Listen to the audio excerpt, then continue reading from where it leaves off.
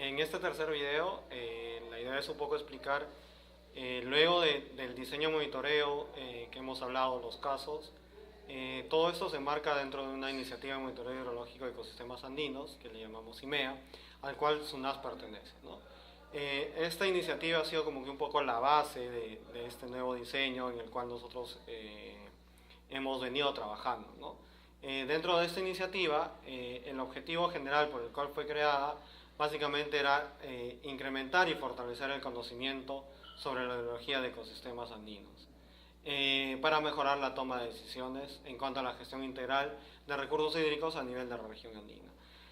Como mencionaba, este fue el objetivo, la base fundamental, pero luego en el camino en el cual se fue dando el monitoreo hidrológico, esta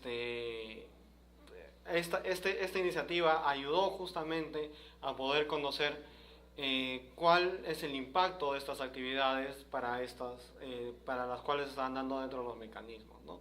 Entonces también como objetivos específicos es el de generar y gestionar información, ayudar a incrementar las capacidades técnicas dentro de las instituciones y así como hacer accesible la información que se venga generando para las otras instituciones. Es por ello que la iniciativa comprende diversidad de actores, dentro de los cuales están coordinados por CONDESAN, que es la ONG que viene coordinando esta iniciativa, y como socios tenemos a diversos socios locales que tienen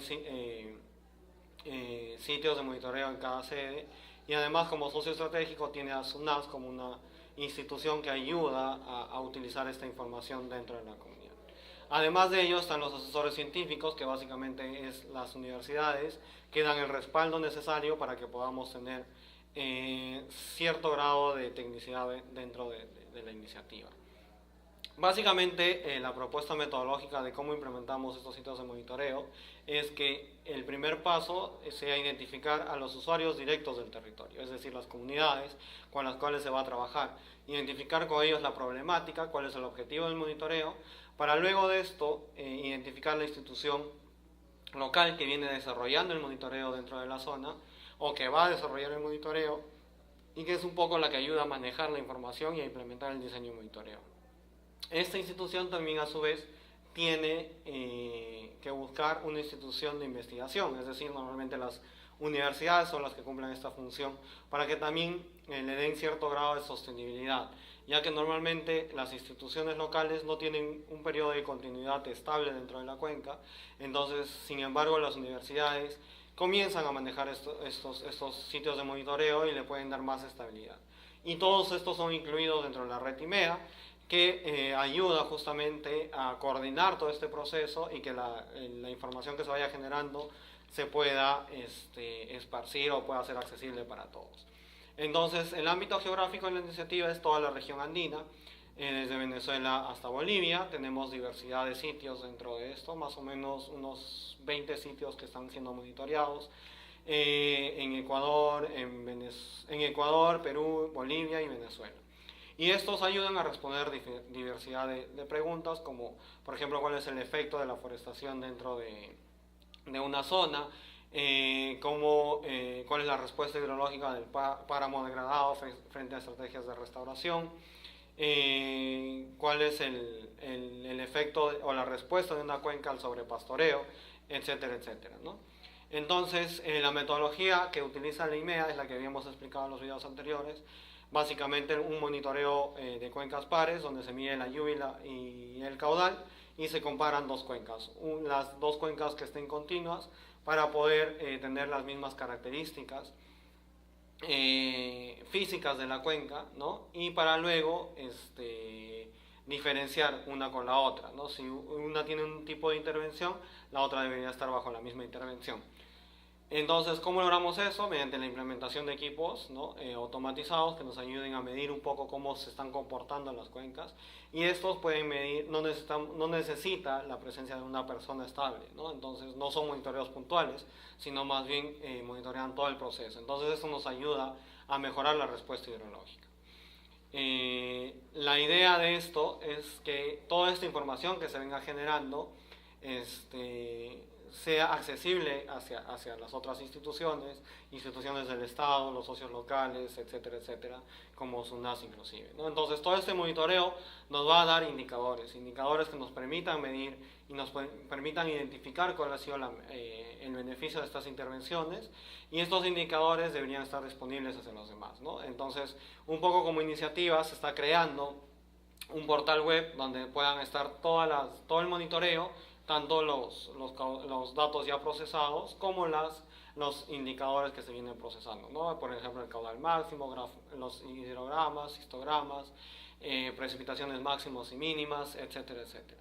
Y que toda esta información pueda estar disponible para todos los actores que puedan necesitar de la información y que puedan también conocer un poco cuál es el beneficio. ¿Y para qué nosotros queremos esta información, ¿no? Entonces les voy a explicar un poco cómo, por ejemplo, nosotros hemos utilizado esta información para un proyecto, un PIB, un proyecto de inversión pública, perdón, donde necesariamente en ese momento, cuando estaba el formato SNIP, nosotros nos pedían que estimemos cuánto va a ser el posible aumento de regulación hídrica con el proyecto que íbamos a incrementar.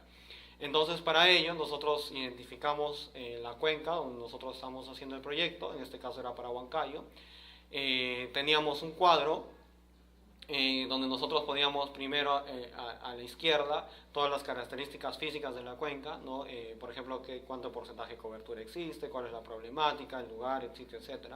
Y luego en un siguiente cuadro a la derecha nosotros podíamos ir dándole valores a ciertas características o parámetros de la cuenca que podríamos determinar visualmente, ¿no? Lo dividíamos en cobertura vegetal, suelos y uso del territorio. Entonces estos valores nosotros le damos un puntaje para luego a través de eso, mediante un porcentaje, decir cuál es el estado de conservación de la cuenca. Para esta cuenca específica en Huancayo decíamos que tenía un puntaje de 55%, donde decíamos que está en proceso de degradación. Entonces, ¿cómo entra el IMEA y esto? Es mediante la identificación de una cuenca testigo. Es decir, identificar una cuenca que tenga las mismas cantidades o el mismo porcentaje de valores, que esté en proceso de degradación, pero que tenga monitoreo y que tenga una cuenca testigo en la cual nosotros podamos decir cuánto va a ser el porcentaje de mejora, ¿no? En este caso identificamos la cuenca de Huaraz, por ejemplo, donde se podría ver que la pregunta que respondemos es cuál es la respuesta hidrológica de una cuenca al sobrepastoreo en los ecosistemas de Puna en Ancash, Huaraz. Entonces hacemos la misma determinación para la cuenca, identificamos las características de esta cuenca, las características de la cuenca, y como les mencionaba, esta cuenca ya viene siendo monitoreada. Entonces ya podemos decir cuánto de precipitación tiene y cuál es el comportamiento hidrológico. También damos las puntuaciones en base a los 3 rangos que habíamos mencionado anteriormente, y podemos ver que una de las cuencas está en proceso de degradación versus la otra que se encuentra en proceso de conservación. Y vemos que la que está en proceso de degradación tiene un porcentaje bastante parecido. Entonces calculamos el porcentaje de ganancia hidrológica, esto mediante la curva de duración. Al nosotros tener ya los datos de la cuenca, podemos decir cuánto es el caudal máximo, el caudal mínimo, cómo se comporta. Lo que a nosotros nos importa es, como hablábamos anteriormente, cuando nosotros hablamos de servicio ecosistémico de regulación hídrica, es conocer cuál es el caudal mínimo, el caudal base.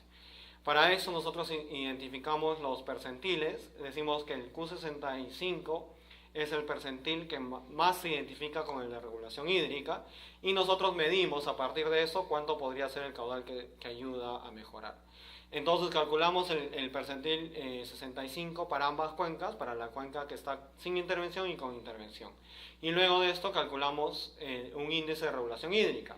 Es decir, dividimos el volumen de regulación sobre el volumen total que nos da la cuenca, ¿no? El volumen de regulación lo calculamos con el volumen de estiaje, que es el Q65, y el volumen total es el que se va a dar en toda la cuenca, y lo calculamos para ambas cuencas. Y lo que nosotros esperaríamos es que la cuenca con intervención tenga un mayor porcentaje de IRH en comparación a la cuenca sin intervención.